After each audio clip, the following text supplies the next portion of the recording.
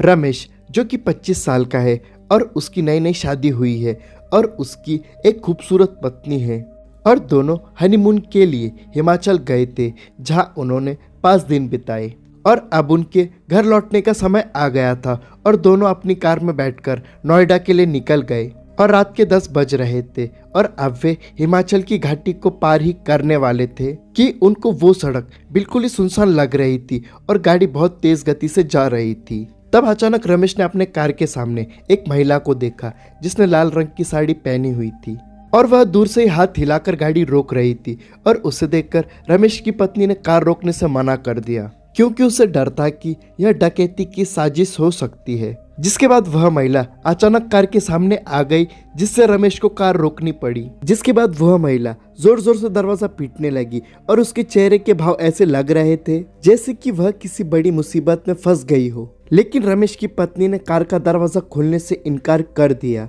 और उसने कहा कि यह कोई चाल भी हो सकती है और हमें बाहर नहीं जाना चाहिए।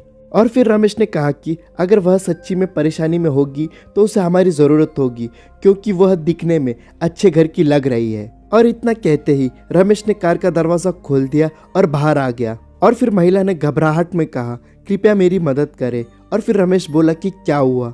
और फिर उसने जवाब दिया कि मेरी कार खाई में नीचे गिर गई है और एक पेड़ से टकरा गई है और मेरी बच्ची उसमें फंस गई है, प्लीज़ उसे बाहर निकालो। और यह सुनते ही रमेश की पत्नी बाहर आ गई और तीनों खाई की ओर चले गए। जिसके बाद उन्होंने देखा कि कार थोड़ा नीचे पेड़ से टकरा गई थी और पीछे एक छोटी बच्ची बैठी थी जो रो रही थी और रमेश ने बहुत कोशिश की तो कार का दरवाजा खुल गया। जिसके बाद रमेश ने उस बच्ची को बाहर निकाला और गोद में बिठा लिया, लेकिन वह बच्ची अभी भी रो रही थी।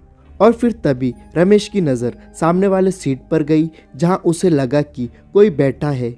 और फिर जब रमेश ने आगे जाकर देखा तो उसके पैरों तले जमीन खिसक गई और उसे विश्वास ही नहीं हो रहा था कि उसने क्या देख लिया, क्योंकि उसने देखा कि आगे की सीट पर बच्चे की माँ है और वो बच्चे की माँ और कोई नहीं बल्कि वही महिला है जो अभी उससे मदद मांगने के लिए सामने आई थी।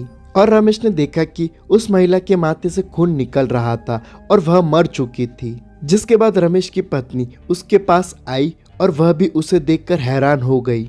और यह देख रमेश और उसकी पत्नी ने पीछे मुड़कर देखा जहां पहले वह महिला खड़ी थी, लेकिन अब वहां कोई नहीं था।